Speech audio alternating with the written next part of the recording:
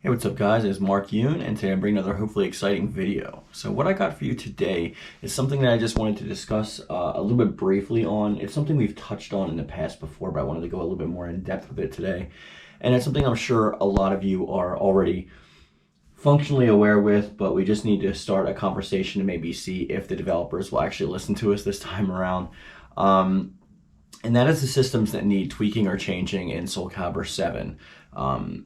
Now, I want to start off the bat with the most obvious thing. Obviously, we need more influence over the netcode and things of that nature so that we can have a better online experience. Being is that most people these days play online when we're doing versus, even when we're setting up private rooms and such. The lobby system definitely needs an overhaul. I can't tell you how many times I've been in the middle of a King of the Hill match with a bunch of people and was not able to view the match or was kicked out of the lobby entirely. Things like that need to be definitely fixed for the next game. They didn't happen as often in the past, especially in 5, so I don't know why they happen to be that way in 6.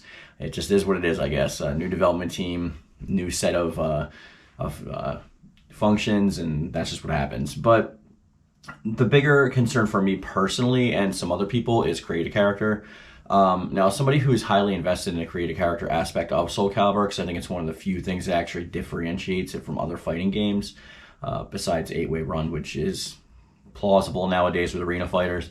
But some of the things that I've noticed is that I played Soul Calibur V's create a character system much longer, functionally longer than Soul Calibur 6.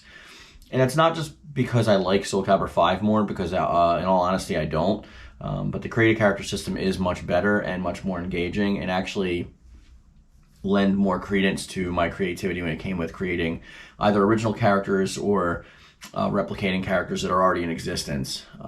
Now how could that be? Obviously because we have a lot of robust items and there's many quantities of things that are actually available for us in Soul Calibur 6. But the problem lies in their new race system. I've talked about this before.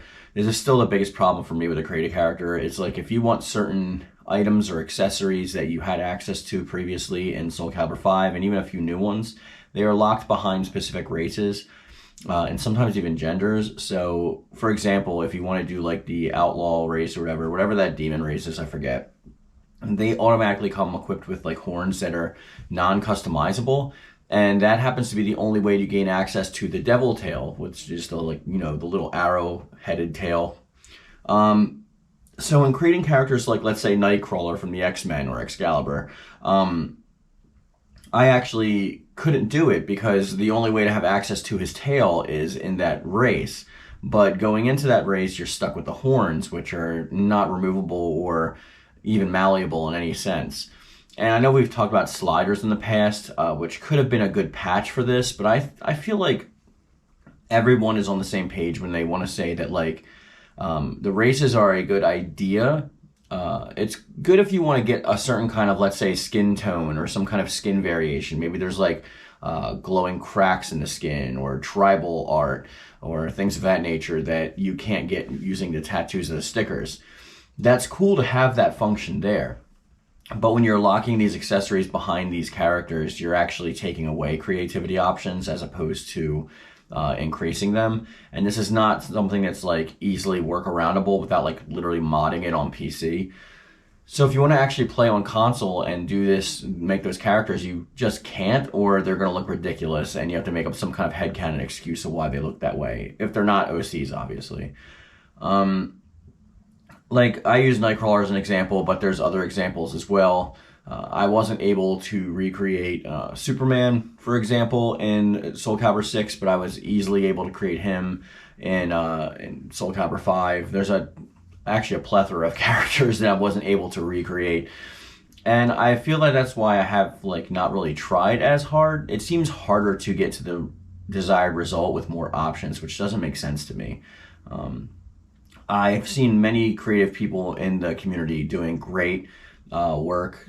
Twin, that's on my Discord server, he makes great Super Sentai and Masked Rider and Kamen Rider, all that kind of stuff. He makes really great those kind of characters, and I use his for reference. There's other characters in the community such as KittyMeowser, and obviously Solar Flare 95. There's a bunch of people that like I really respect, and Dark Nemesis 666 obviously is a really big one in the community, and they find really good ways to get around it. But even they have told me before in the past that it's a lot harder to be creative within this system, within these confines, than it was in previous iterations of the game, which things should always be progressively getting better, not taking steps back, right? Because then you're going into a territory where Soul Calibur 6 is going to be remembered as this awkward interloper when Soul Calibur 7 is out, that even if it is increased, then like this game was the one that was like the most constrictive, and that's not something that you want your legacy of your game to be.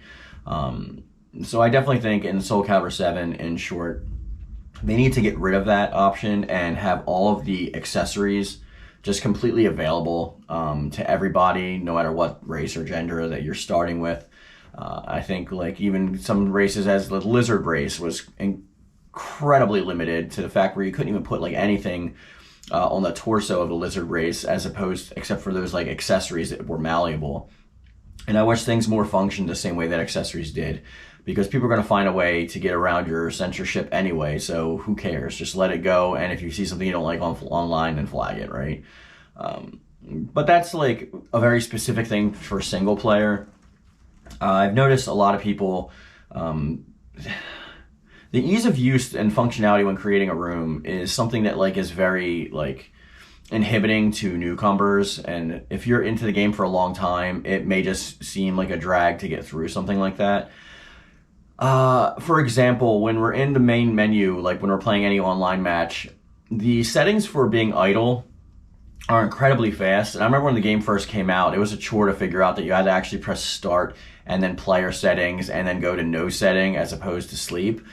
This could happen in moments, like in minutes, and you don't know what's going on when it first happened, and there was no like way to figure that out. That should be something that's like either able to be toggled, like turned off, or just a lot more easily recognizable on like the main hub space, as opposed to like locked behind a couple different menu options. I feel like it's the same way with inviting players this time around. Like you have to hit start and actually go down to invite player from your friends list. This is all stuff that should be literally baked into like the actual chemistry of like how you set up your lobbies. There should be something that you do in your settings, or like as a super apparent, like if you're the lobby host on the first main page where it goes to inviting or actually playing. I think that that's incredibly reductive and ridiculous that we have to actually like absurdly go through these different menu options just to do basic things like invite friends or not being idle. And that's just something that hurts the user experience a little bit more. And definitely something that needs a little bit more flair is the menus. Like even the title card, like we would love an opening cinema that's like good. I mean, I guess like this is all like nitpicky stuff, but this is just something that I feel like if you overall have this baked into the product of Soul Calibur 7, more people are going to find it accessible, and a lot more people are going to have a lot better of an experience while playing the game, which will allow word of mouth to spread and get those numbers up so you can have more budget for your next game if there is one. But I think that like a lot of people agree with like these basic sentiments, but what I really am curious about is what are some nitpicks that you have about particularly like the systems or like the menus or anything that's like in Soul Calibur that you just find boring or tedious, like getting to the invite friend option in the lobby. What do you think would make it more engaging? That's what I want to know from you guys. Let me know that in the comment section down below, or join the Discord so we can continue the conversation over there. A link is in the description box below. And that's going to be the video for today, guys. If you like discussions like this, or if you like talking about fighting games and a plethora of other games as well that I've done on my channel before, then please subscribe. It really helps out, obviously, a lot. I don't really care about the notifications, whatever. Like, YouTube's going to send out my videos whenever they want to do that anyway, so it's up to, I guess, you to have it in your subscription box or not. But with that being said, I'm thankful for you watching the video regardless, and as I always say, I love it. Thank you. And thank you.